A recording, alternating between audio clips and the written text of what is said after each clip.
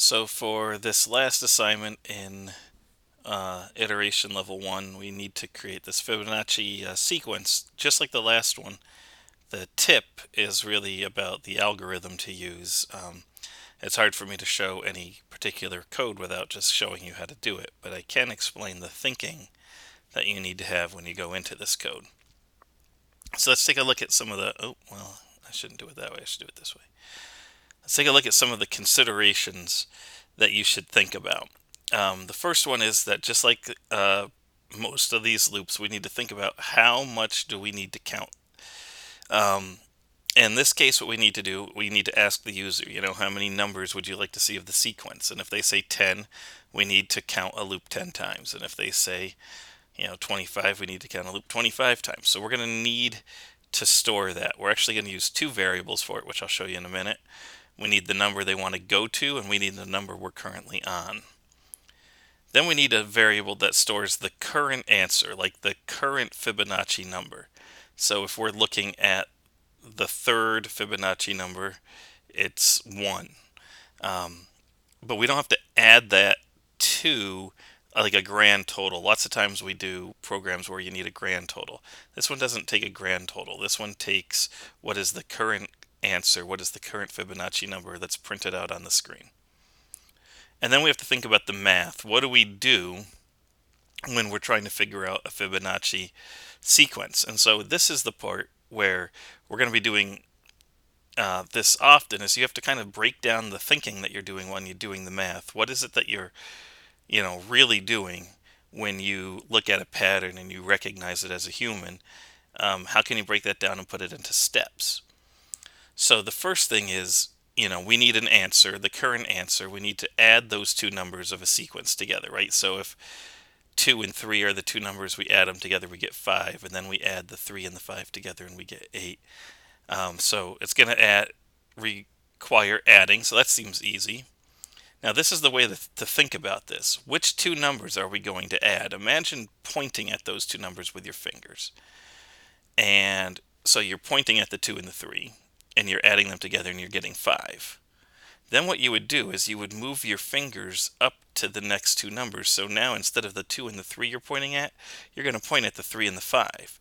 So you've just moved your fingers over and you're looking at two other numbers, the 3 and the 5, and you're going to add those two numbers.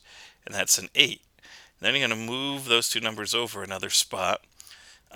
Really, I say the next two numbers on the screen, but it's, the next number with the one new one. So the back number moves forward 1, and then the front number that you're looking at moves forward 1. So each number you're looking at moves up by 1. And now I'm looking at the 5 and the 8, and that's 13. And then I move forward 1, and I'm looking at the 8 and the 13, and it's 21. So you need to know what you're pointing at. Those two fingers that you're imagining, if you're imagining this with me, those are two variables. I'm pointing at, this number, I'm pointing at this number. So that is what we would set up to start with. Let's start a count at 1. Okay, I'm looking at the first number. Let's start the current answer. We'll call the current answer the Fibonacci number. So that starts at 0. The first two numbers we're pointing at in a Fibonacci sequence are 0 and 1. Because, we're going to add those two together in a minute and get 1.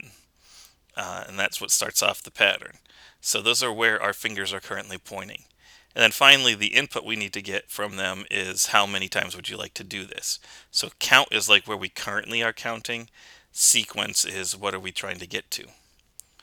So this is like our setting up some variables ahead of time. Then we get to the loop itself. And the loop itself, we're going to loop. Well, see, loop until. So I did this wrong, but loop while the count is less than the sequence. I didn't mean to put two equals, so I'm going to have to fix that. You can watch as we fix this live. We're going to loop while the count is less than the sequence. Maybe it's less than or equal to. We'd have to do a little test as to what actually comes out. I think it's less than or equal to. We're first going to print the Fibonacci number. Now, if you remember, the Fibonacci number starts at 0. Right, so that's what we want. We want it to print the number 0 so that it prints the first number in the sequence. It equals pointer 1 and pointer 2. So pointer 1 and pointer 2 are 0 and 1. Now here's what happens. Pointer 1 moves to pointer 2. So if pointer 2 was pointing at the 1, then now pointer 1 is pointing at the 1. That's your fingers moving forward. Pointer 2 gets put on the one that just did the adding together. So here, Fibonacci was 0 plus 1, which was a 1. So now pointer 1 is pointing at the old 1. Pointer 2 is pointing at the new 1. Our count goes up.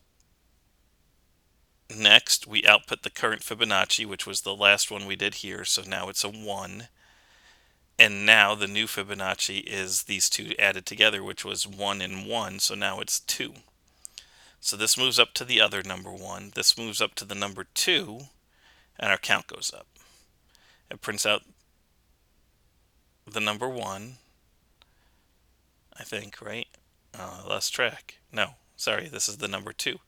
Then it's currently pointing at 1 and 2, so it now equals 3. This moves up to the number 2. This moves up to the number 3. We go back and do it again. We output the 3. Now it's 2 and 3, which is 5. So now Fibonacci is 5, and so on and so forth. So this is the step. And thinking about pointing your fingers and then moving those fingers forward is how I can finally think about this and get it right. So that's what we're trying. So what do you have to do? You have to figure out how to code these two slides here.